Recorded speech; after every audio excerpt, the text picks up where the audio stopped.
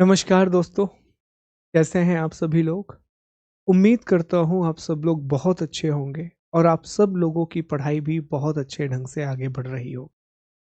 साथियों, एक बार फिर से आप सभी का बहुत-बहुत स्वागत है मॉडर्न इंडियन हिस्ट्री की क्लासेस में, जहाँ पिछली क्लास में हमने लॉर्ड डलहौजी और उसकी नीतियों के बारे में पढ़ा था। हमने देखा था कि एट 1848 में लॉर्ड डलहौजी को at the age of 36 India का गवर्नर जनरल बनाया जाता है। 1856 तक वह अपनी पोस्ट पर रहा। उसका पूरा का पूरा शासनकाल दो बातों के लिए जाना जाता है। सबसे पहली बात कि भारत में ब्रिटिश ईस्ट इंडिया कंपनी का सर्वाधिक क्षेत्रीय विस्तार डलहौजी के ही शासनकाल में हुआ है। इंडिया में ब्रिटिश ईस्ट इंडिया कंपनी का मैक्सिमम टेरिटोरियल एक्सपेंशन डलहौजी की रिजीम में हुआ है। टेरिटोरियल एक्सपेंशन के लिए उसने युद्ध की नीति अपनाई, पॉलिसी ऑफ वॉर को अडॉप्ट किया और पंजाब का विलय, लोअर बर्मा का विलय और सिक्किम के कुछ क्षेत्रों का विलय उसने भारत में ब्रिटिश साम्राज्य में कर दिया। इसके अलावा व्यपगत के सिद्धांत को अपनाया, डॉक्ट्रिन ऑफ लैप्स को अपनाया। डॉक्ट्रिन ऑफ लैप्स के तहत सतारा, जैतपुर, संबलपुर, बघाट, उदयपुर, झांसी, नागपुर इन सभी रियासतों का विलय कर दिया गया। इसके अलावा अवध पर कुप्रशासन का आरोप लगाया और 1856 में 1856 में अवध का विलय भी भारत में ब्रिटिश साम्राज्य में कर दिया गया। और अंततः प्यारे दोस्तों, बरार का क्षेत्र हैदराबाद के निजाम से इस आधार पर ले लिया गया कि हैदराबाद के निजाम ने ऋण की अदायगी नहीं की है, उसने लोन को रीपे नहीं किया है। हमने ये भी देखा कि सिर्फ उसका शासनकाल विलय के लिए नहीं जाना जाता है, उसका पूरा का पूरा टाइम पीरियड सिर्फ एनेक्सेशन पॉलिसीज के लिए नहीं जाना जाता है। उसके शासनकाल में बहुत सारे विकासात्मक कार्य भी हुए, बहुत सारे डेवलपमेंट वर्क भी किए गए। एग्जाम्पल के लिए भारत में पहली बार 16 अप्रैल 1853 को मुंबई के बोरी बंदर से ठाणे के लिए रेल चलाई गई। ये भारत की पहली रेलगाड़ी थी जिसमें सिंध सुल्तान साहिब नाम के 3 इंजन लगे हुए थे। भारत में व्यवस्थित रूप से डाक विभाग की स्थापना की गई। पोस्ट ऑफिस एक्ट 1854 लाया गया और भारत में डाक टिकट अर्थात स्टैंप ड्यूटी को शुरू किया गया। इसके अलावा उसने बंदरगाहों का आधुनिकीकरण किया, वहां पर उसने लाइट हाउस की स्थापना की। पीडब्ल्यूडी डिपार्टमेंट बनाया गया। कलकत्ता से आगरा के बीच में टेलीग्राफ लाइन भी बिछाई गई जो लगभग 1200 किलोमीटर के आसपास की। हमने यह भी देखा कि उसने शिमला को सैन्य मुख्यालय बनाया। उसके समय वुड डिस्पैच नाम का शिक्षा आयोग आया, उसकी सिफारिशें आई। 1853 का चार्टर अधिनियम आया जिसके माध्यम से सिविल सेवकों की नियुक्ति के लिए प्रतियोगी परीक्षाओं के आयोजन की बात कही गई। इस तरह हमने डलहौजी के शासनकाल के बारे में बात की थी, डलहौजी के रिजीम के बारे में बात की थी। उम्मीद है आप सभी लोगों ने बहुत अच्छे से वो सेशन देखा होगा, आपने प्रश्न भी लगाए होंगे और सबसे इम्पोर्टेंट कम से कम 2 या 3 बार आपने रिवीजन किया होगा। आज का सेशन आपके लिए बहुत इम्पोर्टेंट है। अब आप कहेंगे सर टाइटल देख के तो नहीं लग रहा है कि इम्पोर्टेंट है। इसलिए इम्पोर्टेंट है क्योंकि आपको लग रहा है कि इम्पोर्टेंट नहीं है। रीज़न ये है कि हम इन टॉपिक को ना स्किप कर देते हैं। ठीक है, हम हमेशा टॉपिक को स्किप कर देते हैं और यही मैं बार बार आपको प्राचीन और मध्यकाल से बता रहा हूँ कि टॉपिक को स्किप मत करो, क्योंकि जिन्हें हम जनरली स्किप कर देते हैं आजकल वहां से सवाल आने लगे। तो आज की क्लास में हमें अपने आखिरी टॉपिक की बात करनी है, विदेशों में ब्रिटिश ईस्ट इंडिया कंपनी का विस्तार। अब देखिए, ऑलरेडी हम इस बारे में चर्चा कर चुके हैं। अगर अब तक आप हमारे लेक्चर की जर्नी को देखें तो हम ये डिस्कस कर रहे हैं कि ब्रिटिश ईस्ट इंडिया कंपनी की विस्तारवाद की नीतियां क्या थीं, ब्रिटिश ईस्ट इंडिया कंपनी के एक्सपेंशन की पॉलिसीज क्या क्या थी, किन आधारों पर ब्रिटिश ईस्ट इंडिया कंपनी ने एक्सपेंशन किया है, किन बेसिस पर ब्रिटिश ईस्ट इंडिया कंपनी ने विस्तार किया है। तो इसमें अगर आप देख पाए तो हमने सबसे पहले चर्चा की थी घेरे की नीति अर्थात रिंग फेंस पॉलिसी के बारे में। घेरे की नीति के बाद प्यारे दोस्तों, जब हमने रिंग फेंस पॉलिसी के बारे में पढ़ा, घेरे की नीति को हमने पढ़ा, हमने अधीनस्थ पृथक्करण की नीति को डिस्कस किया, policy of separate isolation, policy of सब ऑर्डिनेट आइसोलेशन। फिर इसके बाद हमने अधीनस्थ समानता या अधीनस्थ सहायक की नीति की बात की, अर्थात सब ऑर्डिनेट अलायंस की बात की। इसके बाद प्यारे दोस्तों हम आगे बढ़े और हमने समान संघ की नीति को डिस्कस किया, अर्थात पॉलिसी ऑफ इक्वल फेडरेशन को डिस्कस किया। फिर हम और आगे बढ़े, हम सहायक संधि व्यवस्था को डिस्कस किया। हमने सब्सिडरी अलायंस की बात की जो भारत में लॉर्ड वेलेस्ली ने व्यवस्थित रूप से लागू की थी। और पिछली ही क्लास में हमने एक इम्पॉर्टेंट टॉपिक पढ़ा है और वो है व्यपगत का सिद्धांत, अर्थात डॉक्ट्रिन ऑफ लैप्स। अब हमने ये तो समझ लिया, इन सभी नीतियों के द्वारा अब तक हमने ये समझा है कि भारत के आंतरिक क्षेत्रों में ब्रिटिश ईस्ट इंडिया कंपनी ने विस्तार कैसे किया, इंडिया के इंटरनल रीजन्स में ईस्ट इंडिया कंपनी ने विस्तार कैसे किया। लेकिन भारत के आसपास उसके पड़ोसी देश भी थे, जैसे अफगानिस्तान, नेपाल, सिक्किम, बर्मा, इन सब, तिब्बत, इन सब के प्रति कंपनी की नीति क्या थी, अब हम ये देखने का प्रयास करेंगे। तो आज की क्लास में जो मुख्य रूप से हमें चर्चा करनी है, जो हमारा सबसे बड़ा टॉपिक है, वो है भारत के पड़ोसी देशों में या भारत के पड़ोसी क्षेत्रों में ब्रिटिश ईस्ट इंडिया कंपनी का विस्तार, expansion of British east India company in India's neighbourhood, कि इंडिया के नेबरहुड में ब्रिटिश ईस्ट इंडिया कंपनी ने अपना एक्सपेंशन कैसे किया। अब आप कहेंगे क्या ये टॉपिक एग्जाम के लिए इंपॉर्टेंट है? I would say yes. सवाल यहाँ से ना मैच द कॉलम वाले बहुत आते हैं, जैसे अलग अलग संधियां होंगी, यानडूप की संधि होगी, या फिर अभी हम चर्चा करेंगे सुगौली की संधि के बारे में, और भी अलग अलग संधियां हम पढ़ेंगे, हम चार्ल्स नेपियर के बारे में पढ़ेंगे। तो मैच द कॉलम वाले सवाल आते हैं। गवर्नर कौन था जब फर्स्ट एंग्लो अफगान युद्ध हुआ, ये सारे सवाल यहाँ से बनते हैं। संधि किस किस के बीच में हुई, बेसिक सवाल बनते हैं। वो क्वेश्चंस भी लेके मैं आया हूँ जो पिछले सालों में पूछे गए हैं, तो हम उनके प्रैक्टिस भी करेंगे। पर हाँ, इम्पॉर्टेंट है, आसान है, इम्पॉर्टेंट है। ठीक है, तो चलिए टॉपिक को पढ़ना शुरू करते हैं। तो हमें देखना क्या क्या है, पहले मैं एक बार आपको समझा देता हूँ। देखिए, ब्रिटिश ईस्ट इंडिया कंपनी ने सिर्फ भारत पर ही अधिकार नहीं किया था। आप याद करें, जब 1600 में ब्रिटिश ईस्ट इंडिया कंपनी की स्थापना हुई, जब 1600 में ब्रिटिश ईस्ट इंडिया कंपनी बनी, तो उसे पूर्व के देशों से व्यापार करने का चार्टर मिला था, ईस्ट की कंट्री के साथ ट्रेड करने का चार्टर मिला था। अर्थात पूर्व के देश या एशियाई देशों के साथ व्यापार करने के लिए कंपनी पूरी तरह से मुक्त थी। तो कंपनी ने भारत के आसपास के क्षेत्रों पर भी अधिकार जमाने का प्रयास किया। एग्जाम्पल के लिए हम सबसे पहले यहाँ देख पाए कि ये जो क्षेत्र आप देख रहे हैं, ये पूरा का पूरा इलाका तिब्बत का इलाका है, तिब्बत का इलाका है। तो तिब्बत वाले क्षेत्र से 1914 में, 1914 में शिमला समझौता किया गया, और इसी शिमला समझौते के तहत भारत और चीन के बीच में मैकमोहन लाइन बनाई गई। क्योंकि ये हेनरी मैकमोहन ने बनाई थी, इसलिए हम इसे मैकमोहन रेखा के नाम से जानते हैं। इसी तरह आप देख पाए, भारत का बहुत ही अच्छा पड़ोसी इंडिया का अलाय नेपाल, नेपाल के साथ भी ब्रिटिश ईस्ट इंडिया कंपनी का संघर्ष हुआ।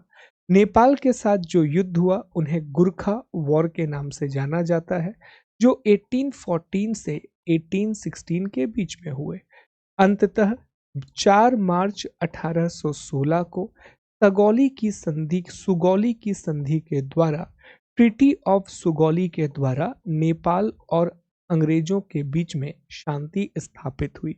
नेपाल पर कभी भी ब्रिटेन प्रत्यक्ष नियंत्रण नहीं कर पाया, नेपाल पर कभी भी ब्रिटेन डायरेक्ट कंट्रोल नहीं कर पाया। हम इस कहानी को भी समझेंगे। इसी तरह आप समझ पाए कि भारत के इस क्षेत्र में आपको एक और देश देखने मिलेगा, और इस देश का नाम है म्यांमार या बर्मा। इसको पहले बर्मा कहते थे, अब इसे म्यांमार के नाम से जाना जाता है। तो बर्मा पर सीधा सीधा कंट्रोल किया, और पूरे के पूरे बर्मा का विलय भारत में कर लिया गया। और 1948 में ये आज़ाद हुआ अंग्रेज़ों के नियंत्रण से। वहीं 1937 में इसे भारत से अलग किया गया, इंडिया से अलग किया गया। बर्मा का अलग-अलग चरणों में विलय किया गया है। जैसे डलहौजी ने ये जो लोअर बर्मा वाला इलाका है, अर्थात मैं इस इलाके की बात कर रहा हूँ, पेगू वाला क्षेत्र है, इसका विलय किया था। बाद में आगे के गवर्नर जनरल ने इस पूरे हिस्से का भी विलय कर लिया, इस पूरे हिस्से को भी एनेक्स कर लिया। तो इस बारे में हम पढ़ेंगे। इसके अलावा प्यारे दोस्तों, यहाँ आपको एक और टेरिटरी मिलेगी। ये जो इलाका है बलूचिस्तान सिंध, इस पूरे इलाके को सिंध वाला क्षेत्र कहा जाता है। ये सिंध रियासत हुआ करती थी। 1843 में बहुत ही गलत आरोप लगा करके चार्ल्स नेपियर के द्वारा सिंध का विलय भी कर लिया गया, जो कि बिल्कुल भी उचित नहीं था।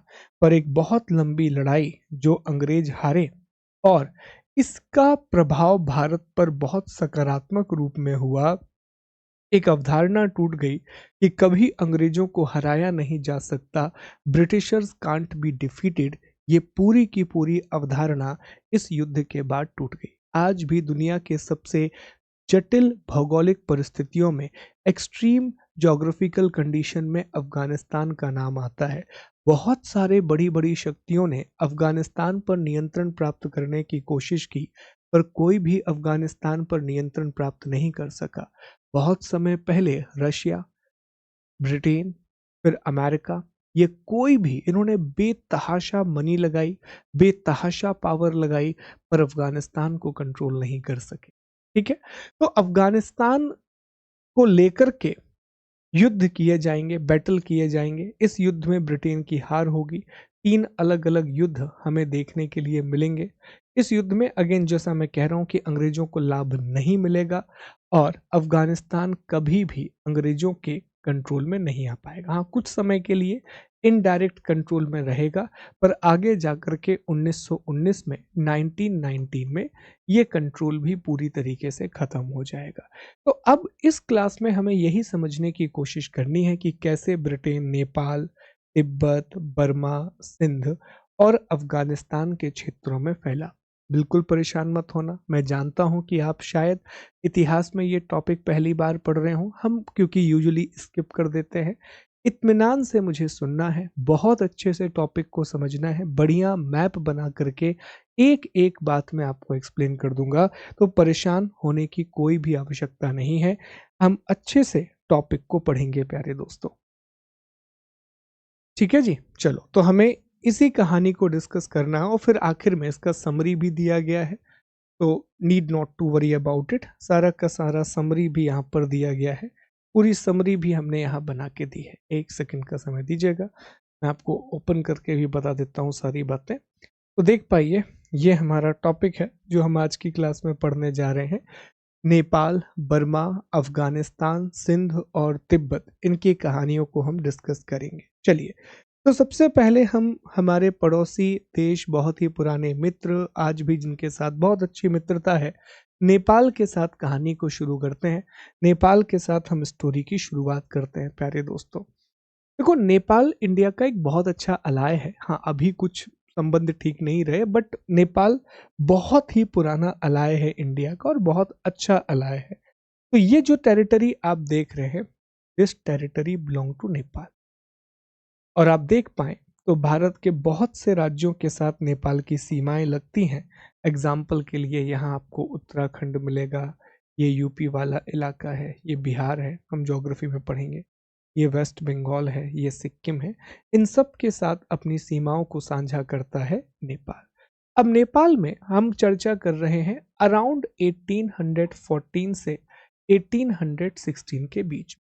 इस समय नेपाल पर गुरखा साम्राज्य का शासन हुआ करता था, जिन्हें हम गोरखा के नाम से भी जानते हैं। गुरखा या गोरखा एम्पायर यहाँ पर रूल करता था।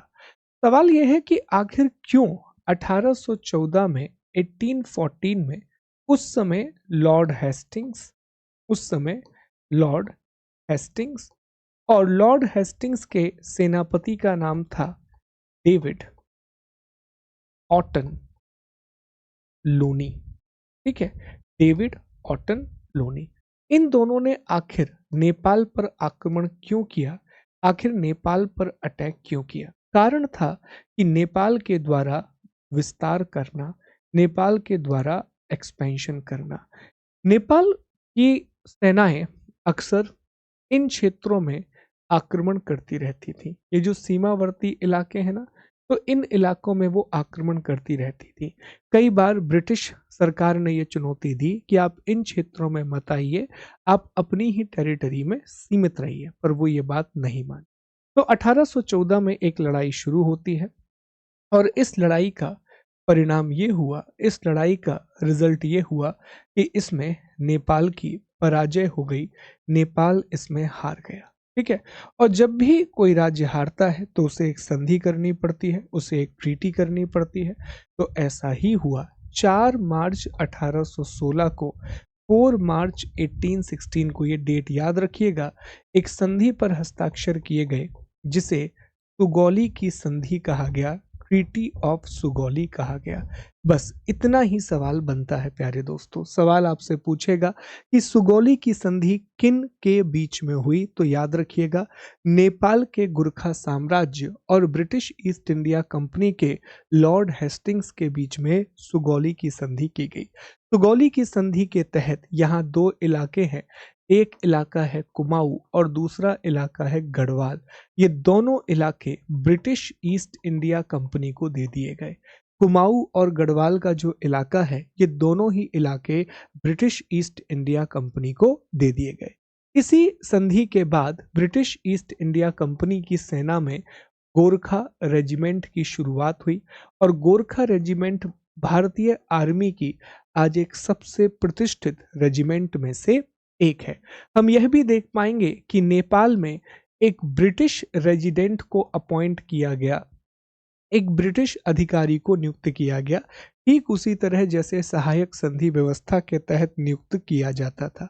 एक बात मैं स्पष्ट तौर पर आपको बता दूं, बहुत क्लियरली आपको बता दूं कि ब्रिटिश ईस्ट इंडिया कंपनी ने कभी भी नेपाल पर, कभी भी नेपाल पर प्रत्यक्ष नियंत्रण नहीं किया। कभी भी उन्होंने डायरेक्ट कंट्रोल नहीं किया नेपाल पर, अप्रत्यक्ष नियंत्रण ही रखा गया, इनडायरेक्ट कंट्रोल ही रखा गया। तो प्लीज यहां से कुछ बातें, क्या क्या प्रश्न पूछे जाएंगे। सुगौली की संधि किसके बीच में हुई, तो ब्रिटिश ईस्ट इंडिया कंपनी के लॉर्ड हेस्टिंग्स और नेपाल के गुरखा साम्राज्य के बीच में यह संधि की गई थी, जिसे हम सुगौली की संधि के नाम से जानते हैं, ट्रीटी ऑफ सुगौली के नाम से जानते हैं। कब हुई? 4 मार्च 1816, 4 मार्च 1816 को। शर्तें क्या थी?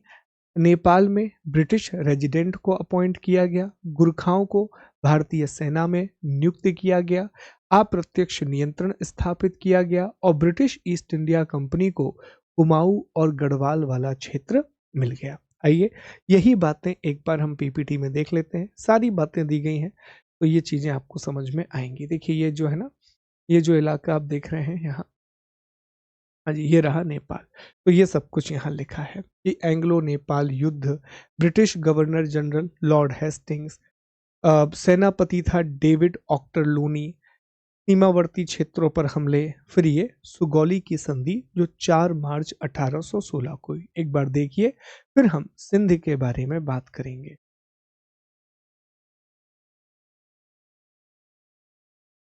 चलिए, तो अब हम आगे आते हैं, अगले हिस्से की बात करते हैं और अब हम चर्चा करेंगे सिंध के बारे में कि कैसे ब्रिटिश ईस्ट इंडिया कंपनी ने अनैतिक तरीके से सिंध का विलय किया। बहुत ही अनएथिकल तरीके से उन्होंने सिंध का विलय किया।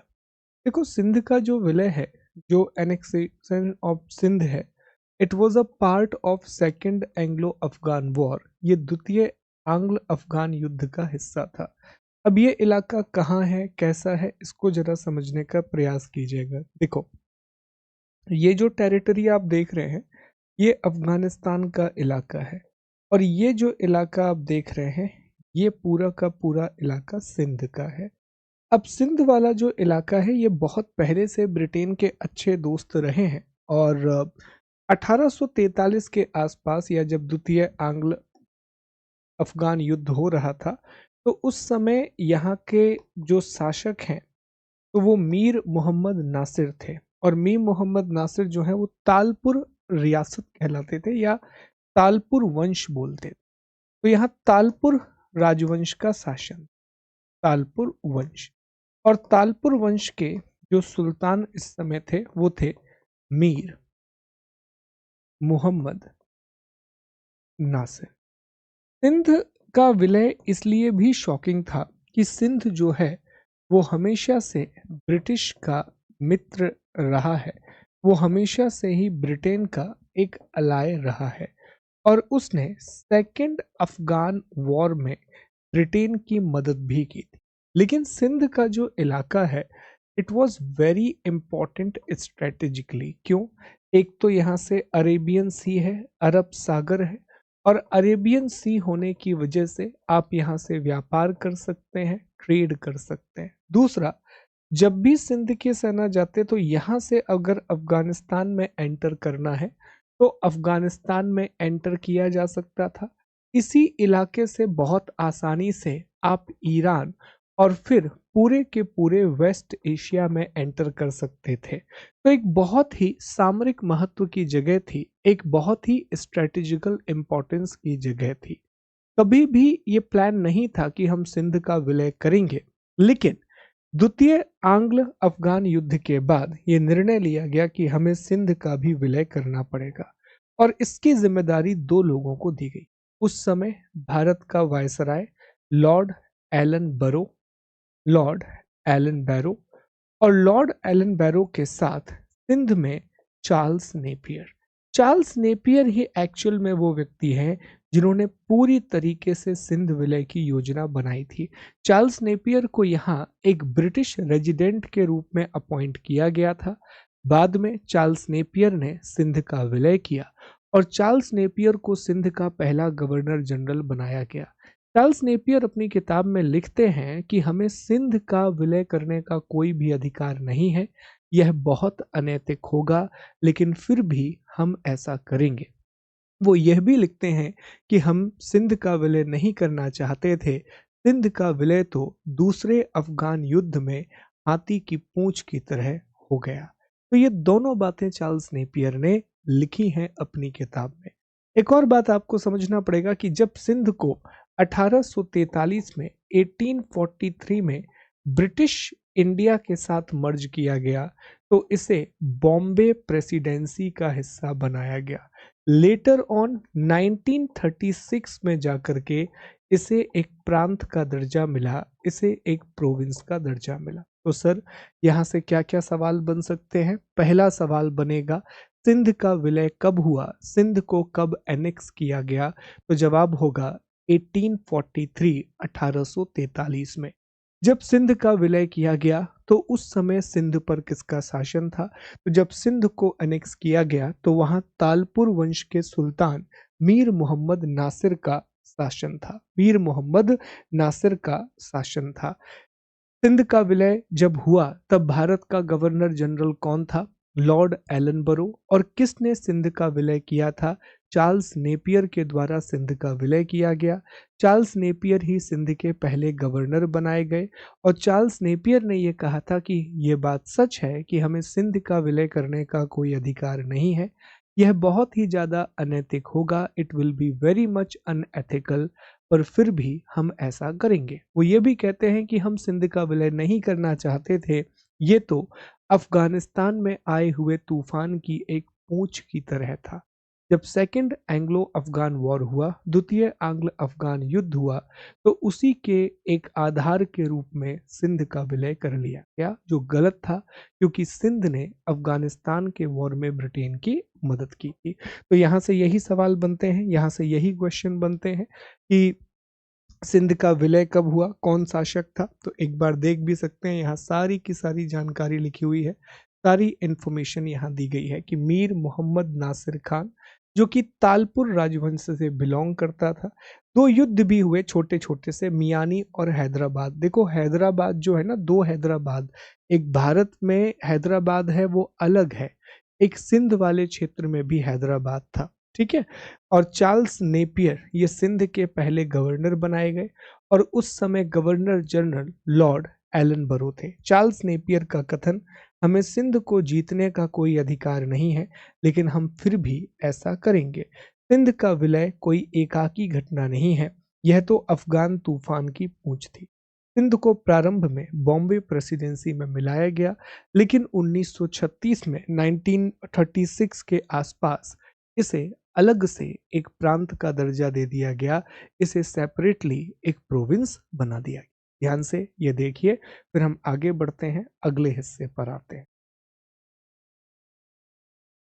चलिए, अब हम बात करेंगे एंग्लो बर्मा रिलेशन की, अर्थात आंग्ल और म्यांमार के संबंधों की।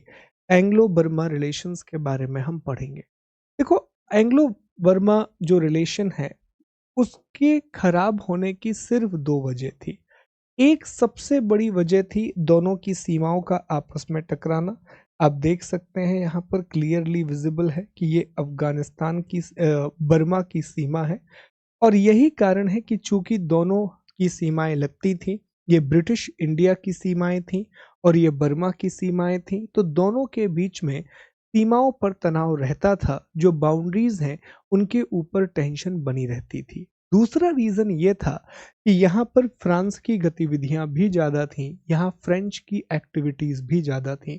तो ब्रिटिश ईस्ट इंडिया कंपनी को हमेशा ये डर लगा रहता कि कहीं बर्मा को आधार बना करके फ्रांसीसी भारत पर दोबारा अपना अधिकार ना कर लें, कहीं बर्मा को बेस बना करके फ्रेंच दोबारा से इंडिया को एक्वायर ना कर लें। यही कारण रहा कि बर्मा और अंग्रेजों के बीच में तीन अलग अलग युद्ध हुए। बर्मा और ब्रिटिशर्स के बीच में तीन अलग अलग युद्ध हुए। दूसरे युद्ध में, सेकेंड बैटल में, जब डलहौजी था लगभग 1852 के आसपास, लोअर बर्मा को ब्रिटिश ईस्ट इंडिया कंपनी में मिला लिया गया और तीसरे युद्ध के बाद पूर्ण रूप से बर्मा को ब्रिटिश ईस्ट इंडिया कंपनी में मिला लिया गया। तो अब इन युद्धों के बारे में हम पढ़ते हैं, बहुत अच्छे से समझते हैं कि युद्ध में क्या हुआ, किसने पार्टिसिपेट किया। यहाँ से बहुत महत्वपूर्ण सवाल बनते हैं। तो हमें यह समझ में आ गया कि तीन युद्ध होंगे आंग्ल और बर्मा के बीच में। 3 battle fought between Anglo and Burma. ठीक है, बर्मा में ना अलग अलग शहर हैं। आप एक शहर का नाम सुनते हैं रंगून, जिसे अब यांगून के नाम से जाना जाता है, ये अलग है। नीचे की तरफ है मांडले। मांडले एक दूसरी जगह दोनों के बीच में, और बीच में है निप्यादी, जो कि अभी इसकी राजधानी है, अभी कैपिटल है। तो ये अलग अलग शहर हैं। रंगून अलग शहर है, मांडले अलग शहर है, निप्यादी अलग शहर है। ये अलग अलग शहरों के नाम हैं, ये एक जैसे शहर नहीं। चले, तो सबसे पहले हम प्रथम आंग्ल बर्मा युद्ध की बात करते हैं। सबसे पहले हम फर्स्ट एंग्लो बर्मीज वॉर के बारे में पढ़ते हैं कि पहला आंग्ल बर्मा युद्ध कैसे हुआ, फर्स्ट एंग्लो बर्मीज वॉर कैसे हुआ। तो ये युद्ध 1824 से 1826 के बीच में लड़ा गया। The battle was fought between 1824 and 1826। 1824 से 1826 के बीच में ये लड़ाई लड़ी गई। इस समय गवर्नर जनरल एमहर्स्ट थे। ये याद रखना, यहां से सवाल बनना शुरू होते हैं कि जब फर्स्ट एंग्लो बर्मीज वॉर लड़ा गया, जब पहला आंग्ल बर्मा युद्ध लड़ा गया, तो उस समय भारत के गवर्नर जनरल का नाम लॉर्ड एमहर्स्ट था। कारण, जैसा हमने आपको बताया, सीमा विवाद सबसे बड़ा कारण था। सीमा विवाद, ठीक है, कि टेरिटोरियल टेंशन चल रही थी, फ्रंटल टेंशन चल रही थी दोनों के बीच में। संधि होती है, इस युद्ध में अंग्रेजों की जीत हुई और जीत के बाद यांडाबू की संधि होती है। यांडाबू, ट्रीटी ऑफ यांडाबू, ये सवाल पूछा गया है। अब जाकर के प्रीवियस ईयर क्वेश्चंस में देख सकते हैं कि यांडाबू की संधि किसके बीच में हुई। तो गौली की संधि भी पूछा जा चुका है, यांडाबू की संधि भी पूछा जा चुका है, और चार्ल्स नेपियर के बारे में भी पूछा जा चुका है। तो याद रखेंगे कि ट्रीटी ऑफ यांडाबू 1826 में, 1826 में किस किस के बीच में होती है, बर्मा और ब्रिटिश ईस्ट इंडिया कंपनी के बीच में होती है। इस समय ब्रिटिश ईस्ट इंडिया कंपनी का गवर्नर लॉर्ड एम हर्स्ट था। और कोर्स ऑफ इवेंट भी याद रखना कि अब तक जो घटनाएं हमने पढ़ी हैं उसमें सबसे पहले आती है 1816 में सुगौली की संधि। उसके बाद आएगी 1826 में यान डाबू की संधि। क्योंकि भी क्या है ना कि कुछ सवाल आप देखोगे जो प्रीवियस ईयर में पूछे गए, उसमें 3-4 इवेंट दे दिए जाते हैं और कहा जाता है कि इनको क्रम से जमाओ, इन्हें ऑर्डर में सिस्टमैटिकली अरेंज करो। तो ये आपको याद रखना है, ट्रीटी ऑफ यान डाबू। इसी ट्रीटी के बाद असम, अराकान, तनासीराम और मणिपुर, इन क्षेत्रों पर ब्रिटिश ईस्ट इंडिया कंपनी का अधिकार हो गया था। फिर होता है द्वितीय एंग्लो बर्मा युद्ध, सेकंड एंग्लो बर्मा बैटल, और ये पूरी तरीके से लॉर्ड डलहौजी की साम्राज्यवादी नीतियों का परिणाम था।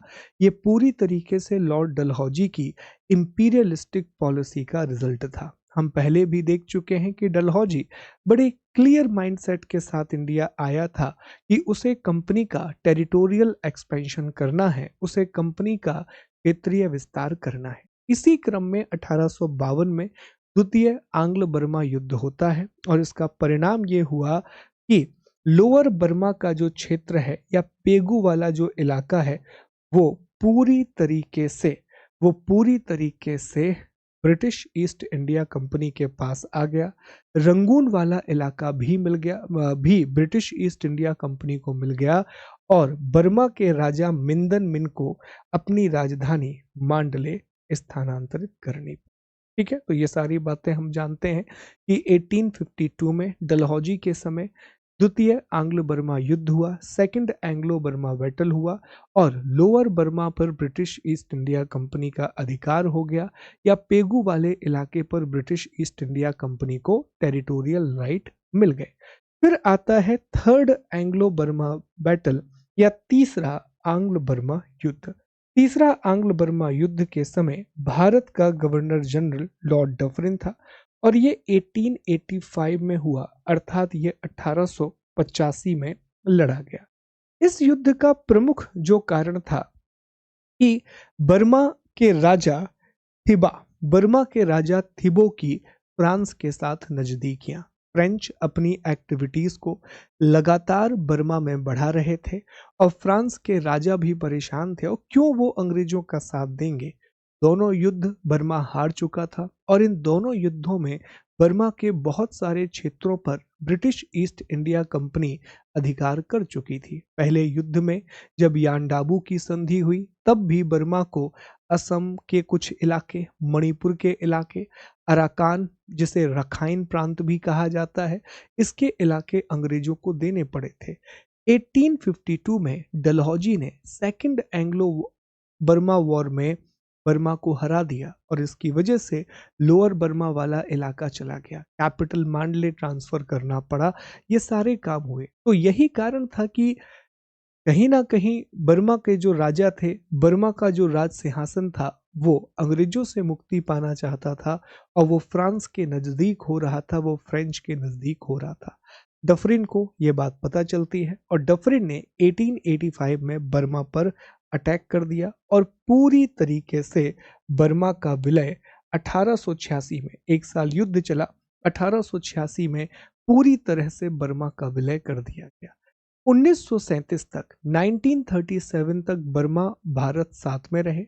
1937 में बर्मा और भारत को सेपरेट कर दिया गया और अंततः 4 जनवरी 1948 को अंग्रेज बर्मा छोड़ करके भी चले गए। तो यही है एंग्लो बर्मा बैटल, ये आपको याद रखना है। सी इंपॉर्टेंट इसमें यही बातें बन जाती हैं एट द एंड कि किस युद्ध में क्या हुआ। तो जो पहला युद्ध था, जो फर्स्ट बैटल था, उसमें हमें यानडाबू की संधि देखने के लिए मिलती है। ट्रीटी ऑफ यानडाबू दिखाई देती है जो 1826 में लॉर्ड एमहर्स्ट के समय हुई, 1826 में लॉर्ड एमहर्स्ट के समय हुई। यहां से एक सवाल बनेगा, जो द्वितीय आंग्ल बर्मा युद्ध है, सेकंड एंग्लो बर्मा बैटल है, ये डलहौजी के समय लड़ा गया, ये डलहौजी के समय लड़ा गया 1852 में, और इसके बाद जो लोअर बर्मा वाला इलाका है, जो लोअर बर्मा वाला इलाका है, वो पूरी तरीके से ब्रिटिश ईस्ट इंडिया कंपनी के पास आ गया।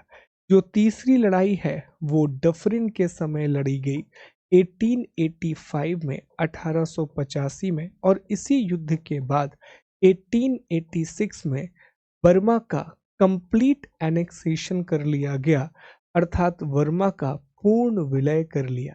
कंप्लीटली बर्मा को ब्रिटेन के ईस्ट इंडिया कंपनी के साथ मिला दिया गया। तो बर्मा और इंडिया ये 1937 तक साथ में रहे और 1948 जनवरी में बर्मा को स्वतंत्रता मिल गई, अर्थात इंडिपेंडेंस मिल गया। ईयर बहुत कम पूछे जाते हैं, पर कोर्स ऑफ इवेंट आपको पता होना चाहिए।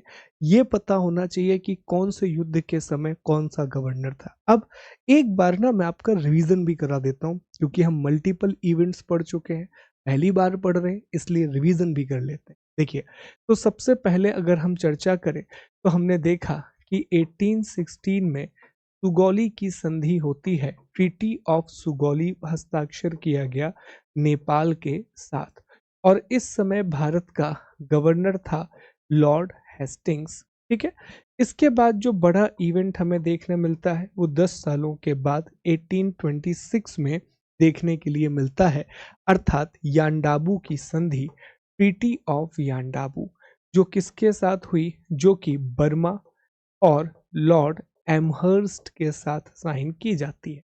तीसरा बड़ा इवेंट 1852 में देखने मिलता है, जब डलहौजी ने जब डलहौजी ने लोअर बर्मा को एनेक्स कर लिया।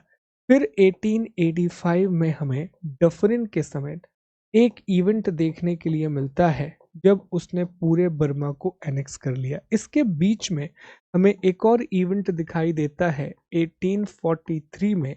1843 में हम जानते हैं कि सिंध का विलय किया गया, सिंध को एनेक्स किया गया चार्ल्स नेपियर के द्वारा।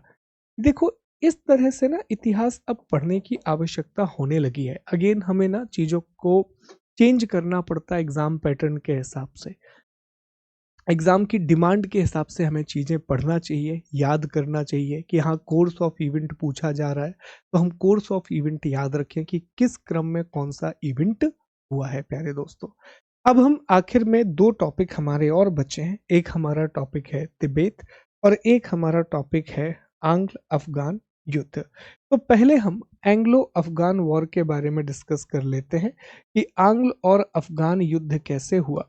उसके बाद हम आखिर में तिब्बत के बारे में बात करेंगे, तिब्बत के बारे में बात करेंगे। चलिए, तो अब समझने का प्रयास करेंगे कि अफगानिस्तान के साथ कैसे कहानी आगे बढ़ती है। देखो, अफगानिस्तान के साथ भी 3 युद्ध हुए हैं, जिन्हें हम टी एंग्लो अफगान वॉर के नाम से जानते हैं। एक एक करके समझते हैं क्या क्या युद्ध हुए और क्या इसका कारण रहा। देखिए प्यारे दोस्तों, जो पहला आंग्ल अफगान युद्ध है, फर्स्ट एंग्लो अफगान वॉर है, वो 1839 में शुरू हुआ और 1842 तक चलता रहा।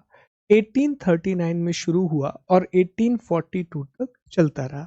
इस समय ऑकलैंड गवर्नर जनरल हुआ करता था। भारत का जो गवर्नर जनरल है वो ऑकलैंड हुआ करता था। अब इसका कारण क्या था? रीजन ये था कि अफगानिस्तान में रूस की गतिविधियों का बढ़ना, अफगानिस्तान में रशिया की जो एक्टिविटीज थी वो बहुत ज़्यादा बढ़ चुकी थी।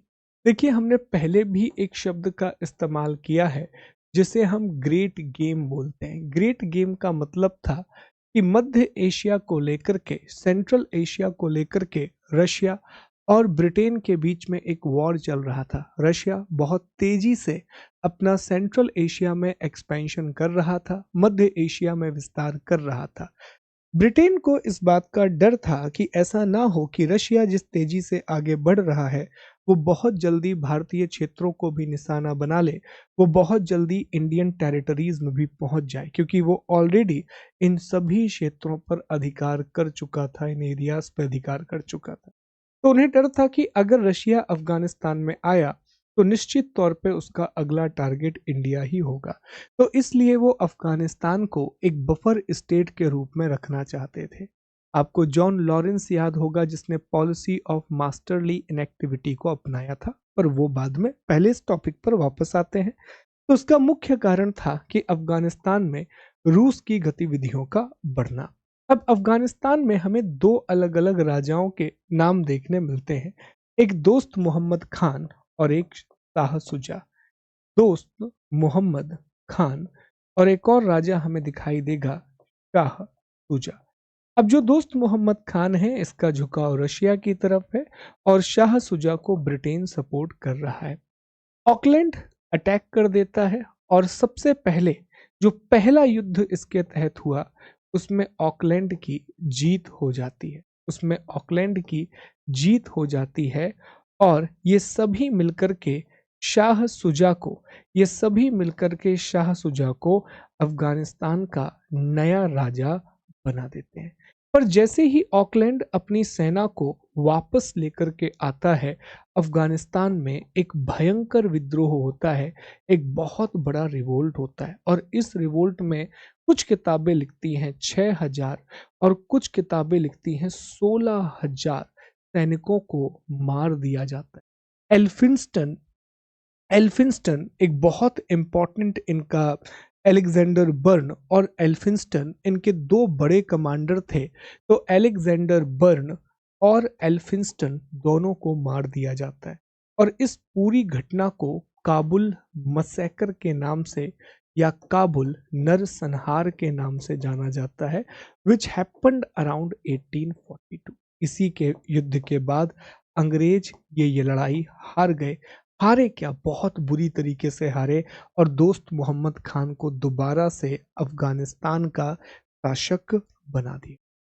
तो फर्स्ट एंग्लो अफगान वॉर, पहले एंग्लो अफगान वॉर में अंग्रेजों की बहुत बुरी हार हुई और ये इस युद्ध की चर्चा ना हम बार बार करेंगे। इसलिए याद रखिएगा कि जब भी हम ब्रिटिश राष्ट्रीय आंदोलन के मोटिवेशनल फैक्टर्स को डिस्कस करते हैं, नेशनल मूवमेंट के मोटिवेशनल फैक्टर्स को डिस्कस करते हैं, राष्ट्रीय आंदोलन के प्रेरणादायी स्रोतों की बात करते हैं, उसमें अफगानिस्तान का ये पहला युद्ध बड़ा महत्वपूर्ण है। उसमें ये फर्स्ट एंग्लो अफगान बैटल बहुत इंपॉर्टेंट है, क्योंकि इस युद्ध ने एक बात प्रूव कर दी कि अंग्रेज इनविंसिबल नहीं है। ब्रिटिशर्स आर नॉट इनविंसिबल, इन्हें भी हराया जा सकता है, अंग्रेजों को भी हराया जा सकता है दोस्त।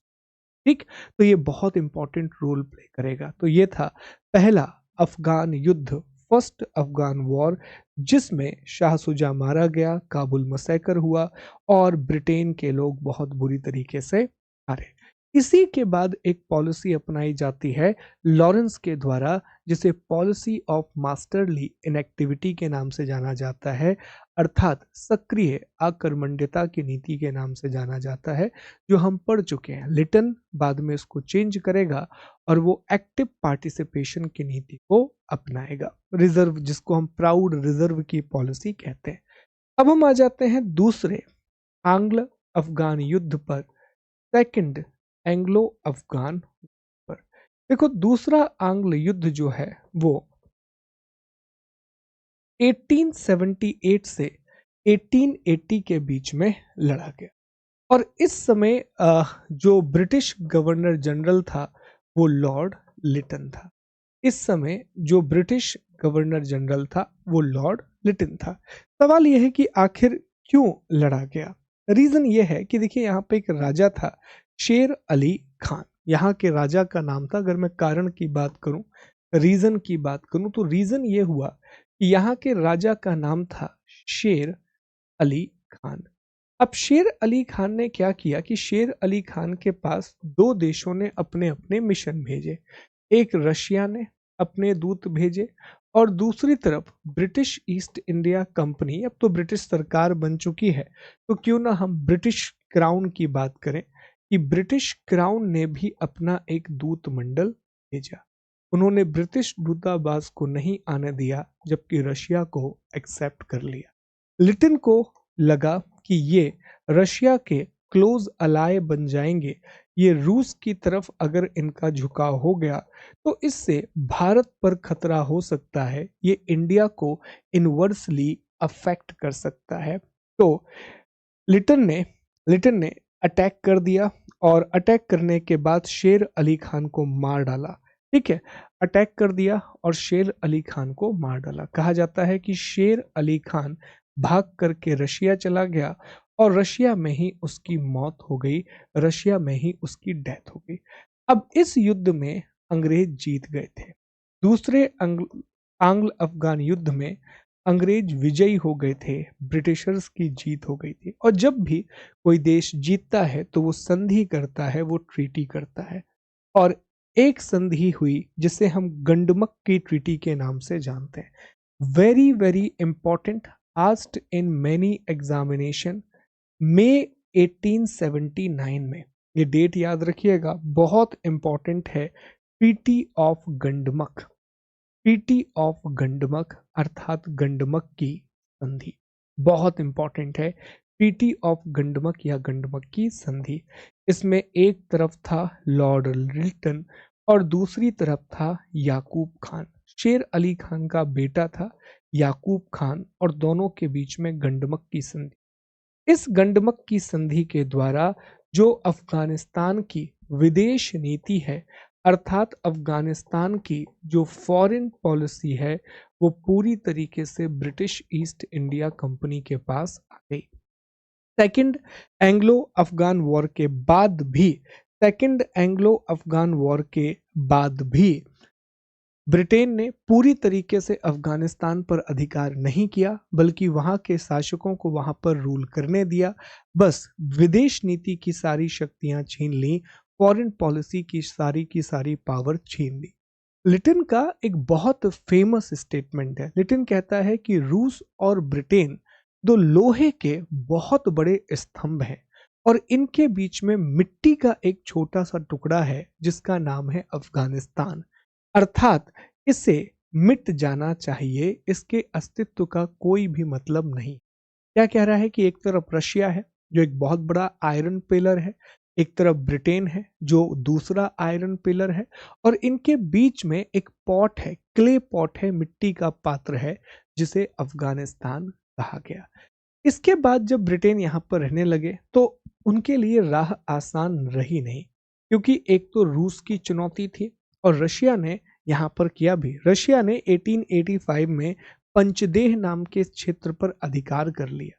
1885 में पंचदेह नाम का जो क्षेत्र था उस पर अधिकार कर लिया और यहाँ पर लगातार विरोध होते रहते थे, कॉन्स्टेंटली विरोध होते रहते थे। तो ब्रिटेन समझ चुका था कि बहुत लंबा समय हम अफगानिस्तान में नहीं टिक पाएंगे।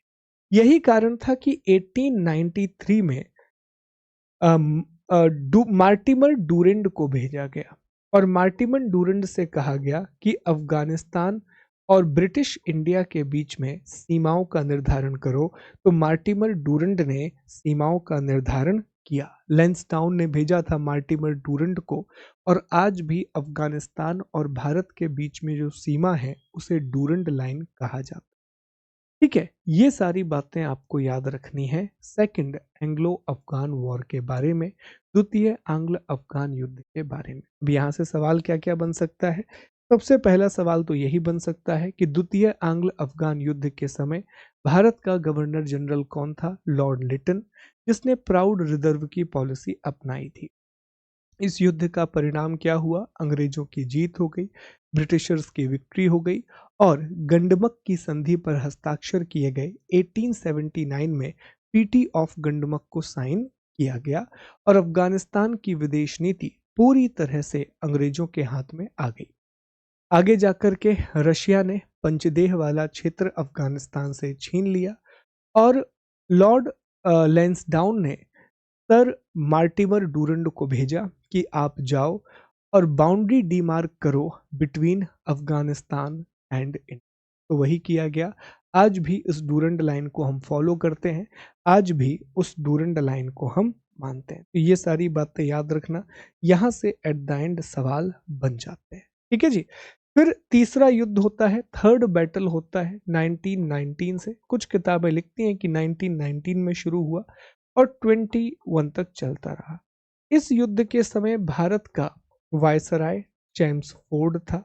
इस समय भारत का जो वायसराय है वो लॉर्ड जेम्स फोर्ड था, और अमानुल्लाह खान, जो अमान उल्लाह खान है, अमान उल्लाह खान, ये अफगानिस्तान का राजा था। तो अब सवाल ये है कि सर आखिर क्यों?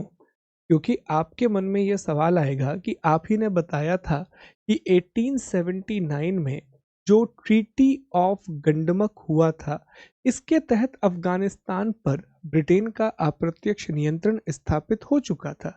इसके तहत अफगानिस्तान पर ब्रिटेन का इनडायरेक्ट कंट्रोल एस्टैब्लिश हो चुका था। तो फिर इस युद्ध की जरूरत क्यों पड़ी? इस बैटल की जरूरत क्यों पड़ी? इस युद्ध की जरूरत ऐसे पड़ी कि दुनिया में एक बहुत बड़ा काम हो चुका है। आप जान पाए कि 1914 से 1918 के बीच में वर्ल्ड वॉर 1, और इसने सारे के सारे समीकरणों को बदल के रख दिया, सारी की सारी चीजों को चेंज करके रख दिया। और इसी के बाद अफगानिस्तान में अमान उल्लाह खान ने अपने आप को स्वतंत्र घोषित कर दिया। ठीक है, ये लड़ाई हुई, लड़ाई लंबी नहीं चली क्योंकि इसका कोई मतलब नहीं था। बाद में ब्रिटिश ईस्ट इंडिया कंपनी और अमान उल्लाह खान के बीच में एक संधि होती है जिसे रावलपिंडी की संधि कहा जाता है, ट्रीटी ऑफ रावलपिंडी कहा जाता है। और इसके बाद ब्रिटेन से अफगानिस्तान स्वतंत्र हो जाता है। Afghan got independence from Britain. See, Afghanistan पर कंट्रोल करना it not easy task. Reason बड़ा सिंपल है, इसलिए नहीं किया जा सकता अफगानिस्तान पर नियंत्रण क्योंकि प्यारे दोस्तों उसकी ज्योग्राफी बहुत मुश्किल है। It's a very very harsh geography.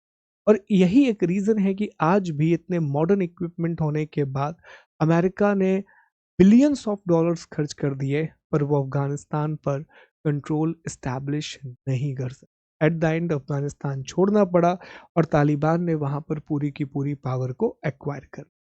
अब इसमें से कोर्स ऑफ इवेंट में आपको यही याद रखना है कि पहले युद्ध के समय ऑकलैंड ब्रिटिश गवर्नर था और इस युद्ध में ये हारे थे। 1842 में काबुल मसैकर हुआ था। ठीक है, जो दूसरा युद्ध हुआ सेकंड, तो सेकंड में लिटन था, लॉर्ड लिटन, इसमें ये जीत गए। और जीतने के बाद 1879 में ट्रीटी ऑफ गंडमक पर साइन किया गया। लिटन का स्टेटमेंट भी था कि ये दो लोहे के बीच में एक मिट्टी का घड़ा है। तीसरे में जेम्स फोर्ड भारत का गवर्नर जनरल और वायसराय है, इसमें भी दोनों के बीच में एक संधि हो गई, ट्रीटी हो गई। 1909 में मोस्ट प्रोबेबली रावलपिंडी की संधि की गई, ट्रीटी ऑफ रावलपिंडी, और अफगानिस्तान स्वतंत्र हो गया। Afghanistan got independence. ठीक है प्यारे दोस्तों, अफगानिस्तान स्वतंत्र हो गया, अफगानिस्तान गॉट इंडिपेंडेंस। यही बातें यहाँ लिखी हुई हैं, यही सारी बातें आपको देखने मिलेगी। ये पहला युद्ध है लॉर्ड ऑकलैंड। पहले दोस्त मोहम्मद खान था, फिर शाह शुजा आया, शाह शुजा मर गया, दोस्त मोहम्मद खान दोबारा आ गया। इसके बाद दूसरा युद्ध है लॉर्ड लिटन है, इसमें ट्रीटी ऑफ गंडमक है। ठीक है, और तीसरा युद्ध है लॉर्ड जेम्स फोर्ड है, अमानुल्लाह खान है, और ट्रीटी ऑफ रावलपिंडी है। देखिए हमने आपसे कहा भी था कि मुश्किल नहीं है, अगर ध्यान से आप चीज़ों को सुने और समझें तो it is not at all typical. अब थोड़ी सी चर्चा कर लेते हैं तिब्बत के बारे में, तिब्बत को लेकर के मामला कैसे आगे बढ़ा। तिब्बत वाले रीजन में भी चीज़ें बहुत मुश्किल नहीं रही और तिब्बत पर भी ऐसा कुछ कंट्रोल करने की ज़रूरत नहीं पड़ी क्योंकि तिब्बत एक ऐसी टेरिटरी थी जो उस समय ब्रिटेन के लिए बहुत ज़रूरी थी नहीं। तो तिब्बत के साथ बस एक समझौता किया गया और इस समझौते के लिए एक व्यक्ति को यहाँ भेजा गया था और उस व्यक्ति का नाम है फ्रांसिस यंग हस्बैंड। अब उसका नाम है, ये यंग हस्बैंड को अलग अलग मत पढ़ना, फ्रांसिस फ्रांसिस यंग हस्बैंड। और ये 1904 में गया था और इसने समझौता किया था। इसी के आधार पर 1914 में तिब्बत और ब्रिटिश ईस्ट इंडिया कंपनी के बीच में शिमला समझौता हुआ, शिमला अग्रीमेंट हुआ और सर हेनरी मैकमोहन ने और सर हेनरी मैकमोहन ने एक लाइन ड्रॉ की जिसे हम मैकमोहन लाइन के नाम से जानते हैं, जो आज भी भारत और चीन के बीच में एक सीमा की तरह काम करती है, एक बाउंड्री की तरह काम करती है।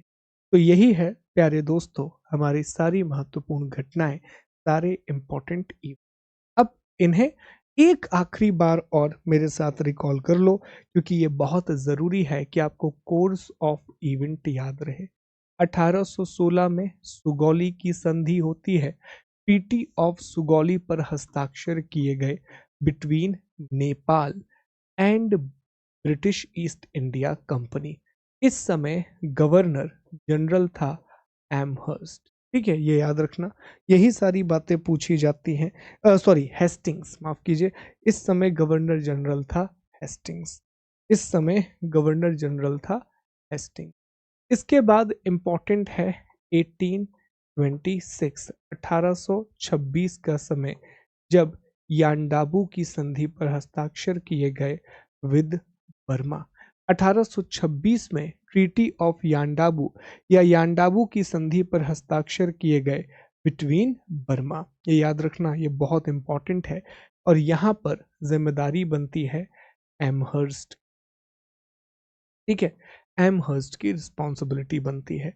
इसी बीच में 1842 हम देख पाएंगे कि अफगानिस्तान के साथ लड़ाई होती है या बैटल होती है अफगानिस्तान के साथ, और अफगानिस्तान के साथ जो लड़ाई हुई इसमें हार हो जाती है और इसमें ब्रिटिश ईस्ट इंडिया कंपनी हार जाती है। ब्रिटिश ईस्ट इंडिया कंपनी की इसमें हार हुई। उस समय गवर्नर जनरल था ऑकलैंड। ठीक है जी। 1843 में 1843 में अगले ही साल सिंध का विलय कर लिया जाता है, एनेक्शन ऑफ सिंध, और इस समय चार्ल्स नेपियर ने ये विलय किया था। फिर हम देख पाते हैं कि 1852 में 1852 में जो डलहौजी है, डलहौजी ने लोअर बर्मा पर अधिकार कर लिया। लोअर बर्मा पर उसने कैप्चर कर लिया या लोअर बर्मा वाले इलाके को जीत लिया। इसी बीच में 1879 का समय आता है और 1879 में लिटन और याकूब खान के बीच में एक संधि होती है जिसे हम गंडमक की संधि बोलते हैं, जो दूसरे अफगान युद्ध का हिस्सा थी। इसी के साथ 1885 में जो लॉर्ड डफरिन इसने पूरी तरीके से बर्मा का विलय कर लिया।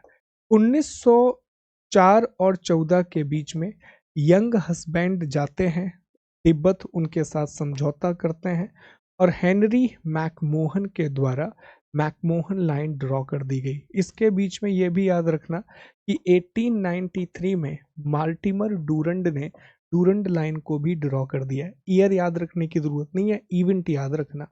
और 1919 में अंततः थर्ड वॉर होता है चैम्सफोर्ड और अमानुल्लाह खान के बीच में, रावलपिंडी की संधि होती है।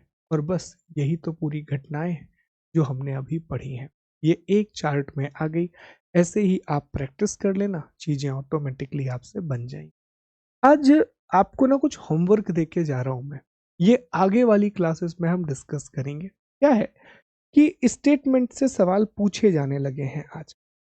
स्टेटमेंट अगर हम एक साथ आपको पढ़ाएंगे ना तो definitely you are not going to like them.